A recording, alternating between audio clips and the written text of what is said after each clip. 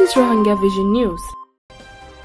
Today is Monday, 3rd March 2014. I am Sarah Ahmed. US aid chief says Burma can't stall on reforms. The US government's chief aid officer has warned that assistance to Burma depends on continued reform and that the country needs to stop restricting humanitarian access to communities hit by extremists and racists from the majority.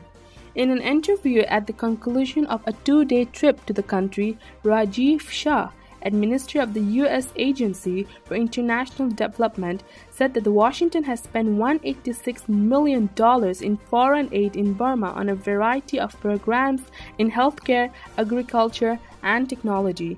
But all of this only works if the country remains fully committed to implementing reforms and pursuing the democratic transition, said Mr. Shah in the interview Friday. Flaring tensions in the western state of Arakan have been a particular concern, Mr. Shah said, especially regarding access to aid for an estimated 140,000 minority ethnic Rohingya displaced amid outbursts of violence from the majority.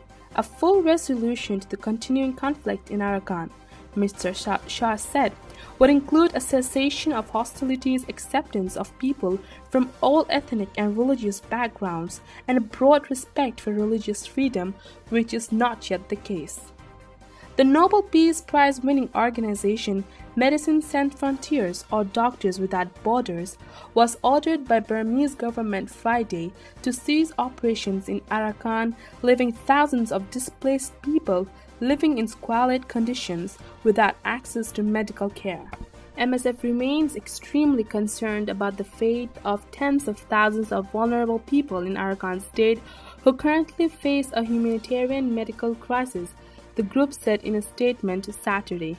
Mr. Shah said that he had discussed the fate of MSF's work with the Burmese government but didn't provide details.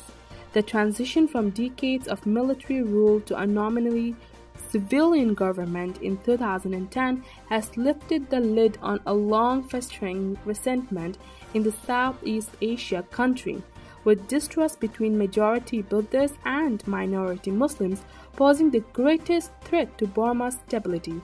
Arakan has been the greatest flashpoint. Burma doesn't consider the Rohingya to be citizens but rather illegal immigrants from neighboring Bangladesh, though many have lived there for generations. They are denied citizenship rights and depend on international aid agencies for basics like food, water, and medical treatment. The Ministry of Health confirmed in a statement Sunday that MSF's activities had been suspended in Arakan, but that the aid group would renegotiate terms of operations when there is still a stability. MSF remains active elsewhere in Burma.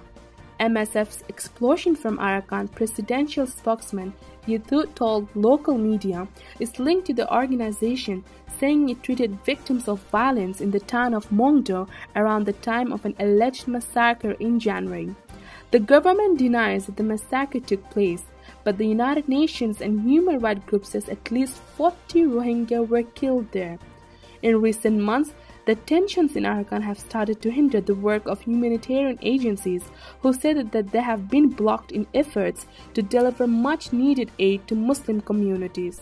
Mr. Shah pointed to the very difficult living conditions in camps where Rohingya stay only for their safety and protection, fearing attacks. USAID is one of the many aid agencies operating in Arakan state, focusing primarily on the displaced communities. Mr. Shah didn't indicate that the U.S. aid activities had been hindered.